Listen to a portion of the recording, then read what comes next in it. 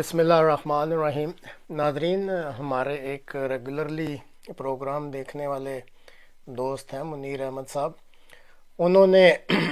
اس دفعہ کوئی فرمائش کی ہے کہ اگر ممکن ہو تو ایک چھوٹا سا پروگرام پاکستان کے جو ایک رائٹر ہیں یا اخباروں میں بھی لکھتے ہیں اور ٹی وی پہ بھی پروگرام کرتے ہیں، اوریا مقبول جان صاحب، ان کے بارے میں کچھ تفصیلات اگر کسی پروگرام میں پیش کی جائیں تو ان کی فرمائش پر آج ایک چھوٹا سا پروگرام اوریا مقبول جان صاحب کے بارے میں پیش ہے۔ جہاں تک میرا نقطہ نظر ہے یا جتنا میں ان کے بارے میں جانتا ہوں، میرے خیال میں یہ ایک جینیس شخصیت کہلا سکتی ہیں، لیکن ایک ایسی جینیس شخصیت ہے جن کا دماغ جو ہے وہ معاشرتی امور کی انتہا پسندی اور منفی نقطہ نظر سے دیکھنے کی طرف زیادہ چلتا ہے۔ یعنی ان کا دماغ ایک تو انتہا پسندی اور دوسرا جو بھی امور ہو ان کو منفی نقطہ نظر سے دیکھنے کی طرف میرے نقطہ نظر سے زیادہ چلتا ہے۔ اپنی ذات میں اچھے تعلیم یافتہ ہیں، بڑے بڑے سرکاری عہدوں پر بھی فائز رہے ہیں اور ابھی بھی بہت اہم کاموں میں مصروف رہتے ہیں۔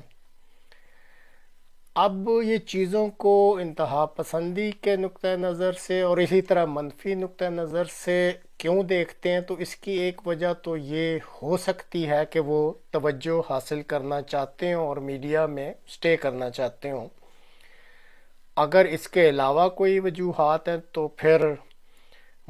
یہ سارا کچھ معلوم کرنے کے لیے کسی وقت قمر کائرہ صاحب جو پیپلز پارٹی کے، ان سے وقت لینا پڑے گا، کیونکہ سنا ہے وہ ان کے فرسٹ کزن ہے۔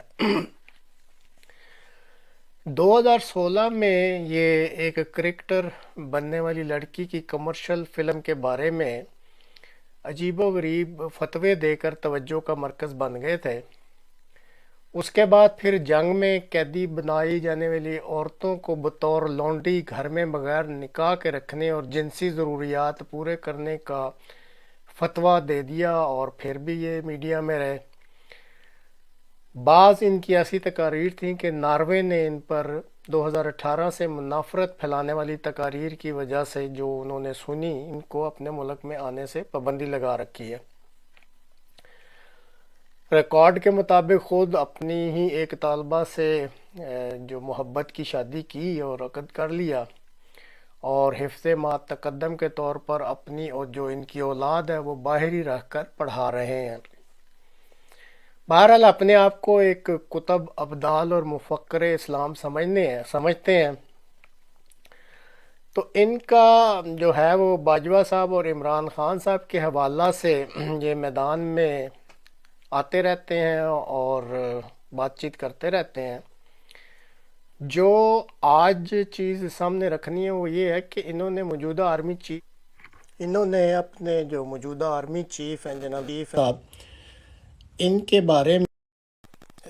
یہ ایک بشارت سنائی تھی کہ ان کو ایک خواب آئی تھی، اور اس کے مطابق رسول پاک صلی اللہ علیہ وسلم نے باجوہ صاحب کو ایک فائل پکڑائی ہے یا پکڑا رہے ہیں، اور یہ موصوف بھی ساتھ کھڑے ہیں، اور بقول ان کے اس خواب میں باجوہ صاحب کو اسلامی فوج کا عظیم سپہ سالار کا لقب بھی دیا گیا۔ اس خواب کا اور اس بشارت کا خوب چرچا بھی ہوتا رہا، اور کافی عرصہ سے یہ ٹی وی پہ بھی آتے رہے اور بتاتے رہے۔ تاہم اب جب سے عمران خان صاحب کو اقتدار سے ہٹایا گیا ہے تو اس کتب ابدال اور مفکر اسلام کو باجوہ صاحب پر بہت غصہ چڑھا ہوا ہے، اور حال ہی میں انہوں نے اپنے خواب کی ایک اور تعبیر پیش کر دی ہے۔ اب ذرا غور کریں کہ جب من پسند کے حالات نہیں چل رہے تو خواب کی تعبیر کو کس طرح تبدیل کیا جا رہا ہے۔ اور اب اپنی نئی تشریح کے مطابق یہ مفکر اسلام جو ہیں یہ فرماتے ہیں کہ جب رسول کریم صلی اللہ علیہ وسلم نے جب وہ رسول کریم صلی اللہ علیہ وسلم یہ فائل جنرل باجوہ کو پکڑا رہے تھے تو اس بے ادب اور گستاخ باجوہ نے فائل سیدھے ہاتھ سے پکڑنے کی بجائے الٹے ہاتھ سے پکڑنا چاہیے، اور اس کو پھر جھٹک دیا گیا اور سیدھے ہاتھ سے پکڑنے کا کہا گیا۔ لہٰذا اب ان کی نئی انٹرپریٹیشن یا نئی تعبیر کے مطابق یہ بشارت نہیں تھی بلکہ گستاخی رسول تھی۔ تبھی جنرل باجوہ صاحب جو ہیں وہ آج کل امریکہ کے آگے ڈھیر ہو چکے ہیں اور اب عمران خان کے ہاتھوں بھی ذلیل ہو رہے ہیں۔ اب پاکستانی عوام جو کہہ لیں، میں تو بے وقوف اور بے شعور ہی کہوں گا، جو ان جیسے مفکران اسلام کے پیچھے چلتے رہتے ہیں، وہ سخت کنفیوز ہوئے ہوئے ہیں کہ اب وہ اس کتب اور ابدال یا مفکر اسلام کی خواب کو بشارت سمجھ کر سپہ سالار کی عظمت کے گیت گائیں، یعنی باجوہ صاحب کی عظمت کے گیت گائیں، یا باجوہ صاحب کو گستاخ رسول سمجھ کر کیفر کردار تک پہنچائیں۔ تو ناظرین، اب جو کنفیوز ہماری عوام پھر رہی ہے اور ان کی طرف دیکھ رہی ہے، اب ان کو یا تو ایک نئی تشریح پیش کرنی پڑے گی، اور اگر نئی تشریح پیش نہیں کرتے تو کم از کم پھر یا یہ کوئی اپنی نئی خواب ہی سامنے لے کے آئیں گے اور بتائیں گے کہ کون سا اب جو معاملہ ہے اس کو عوام درست سمجھے، کہ جو پہلے بشارت والی خواب تھی وہی سمجھی جائے، یا یہ جو اب نئی تشریح کی ہے اس کو سمجھا جائے اور عمران خان کو عزت دی جائے بمقابلہ جنرل باجوہ صاحب۔ بہرحال یہ خود بھی اس وقت سوچ رہے ہیں، اور دیکھیں کب تک یہ جو عوام کی ہے کنفیوژن اس کو دور کرتے ہیں اور کس طریقے سے دور کرتے ہیں۔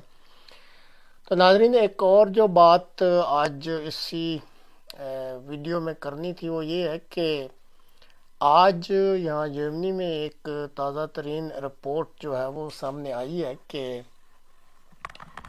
اس ملک میں کیتھولک اور پروٹسٹنٹ چرچ کو چھوڑ کر جانے والوں کی تعداد میں ڈرامائی اضافہ ہو گیا ہے۔ 15 سال قبل جرمنی کے تقریباً 61% لوگ کسی نہ کسی چرچ کے ممبر تھے، اور جو رپورٹ آج آئی ہے اس کے مطابق اب یہ تعداد 26 سے لے کر 23% تک نیچے آ گئی ہے، یعنی کسی جگہ 26% ہے اور کسی جگہ 23%۔ یہ ایک جو جرمن بشپ کانفرنس ہے اس نے اپنی کانفرنس میں یہ رپورٹ پیش کی ہے، اور اس کے مطابق وہ کہتے ہیں کہ 2020 میں 2,22,000 افراد جو ہے انہوں نے چرچ کو چھوڑا تھا، جبکہ 2021 میں یہ تعداد بڑھ کر 3,60,000 ہو گئی ہے۔ اور وہ کہتے ہیں کہ صرف جو بویریا کا علاقہ ہے، یہ جو جرمنی میں جو بویریا کا علاقہ ہے، یہ سخت کٹڑ قسم کا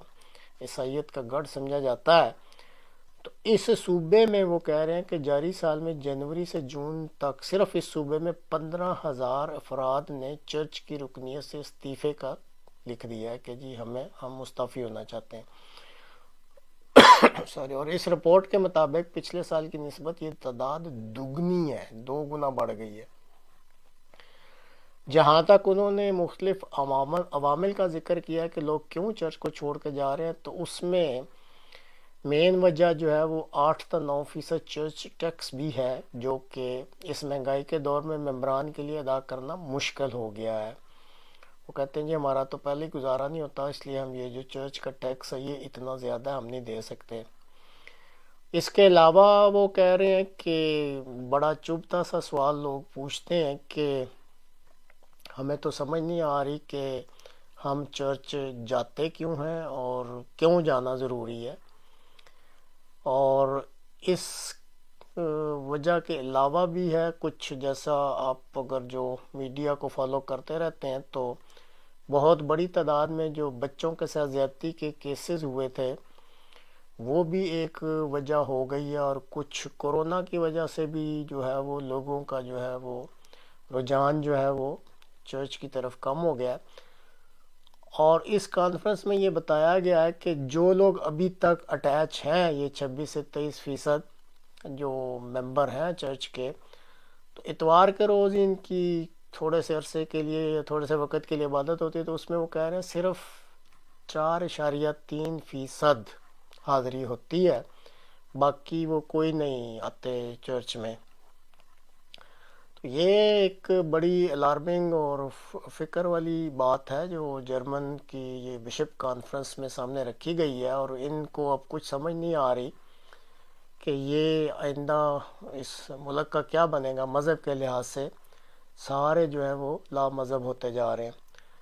تو ناظرین، یہ تھے آج کے 2 پوائنٹ، اور آخر میں ہمارے ایک پیارے دوست ہیں منور عابد صاحب، انہوں نے پاکستان میں جو الیکشن کے سلسلے میں دھاندلی کس طریقے سے کی جا رہی ہے اس کی ایک چھوٹی سی ویڈیو بھیجی ہے، وہ دیکھیں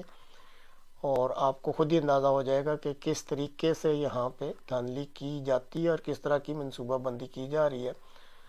دیکھنے کے بعد خدا حافظ، چینل کو سبسکرائب ضرور کیجیے گا، پھر ملیں گے، ملاقات ہوگی انشاءاللہ۔ خدا حافظ۔ کے ووٹوں کو ایک بہت بڑا پلان کیا جا رہا ہے، کیونکہ ان کو پتہ ہے سیالکوٹ والوں کو کہ پچھلی دفعہ بھی خواجہ سے ہار چکے تھے، ٹیلی فون کر کے جیتے تھے، لیکن اس دفعہ یہ پہلے منصوبہ کر رہے ہیں کہ انہیں ٹیلی فون نہ کرنا پڑے، ہم پہلے ہی دھاندلی کرتے ہیں۔ یہ آپ کے سامنے اس میں ایک چیز میں ایڈ کرتا چلوں کہ یہ جتنے بھی فارمز یہ جو بتا رہے ہیں ٹرانسفر کرنے کے لیے اپلیکیشن آئی ہوئی ہے، یہ ساری ایک ہی تحریر ہے، ایک ہی بندے نے تحریر کی ہوئی ہے، اور ایک ہی قسم کا بظاہر یہی لگ رہا ہے کہ یہ ایک ہی قسم کا انگوٹھا بھی ایک ہی، اور ان سے میں نے پوچھا ہے اور انہوں نے یہ کہا ہے کہ کوئی بھی اپلیکانٹ نہیں آیا، ہمارے پاس صرف فارم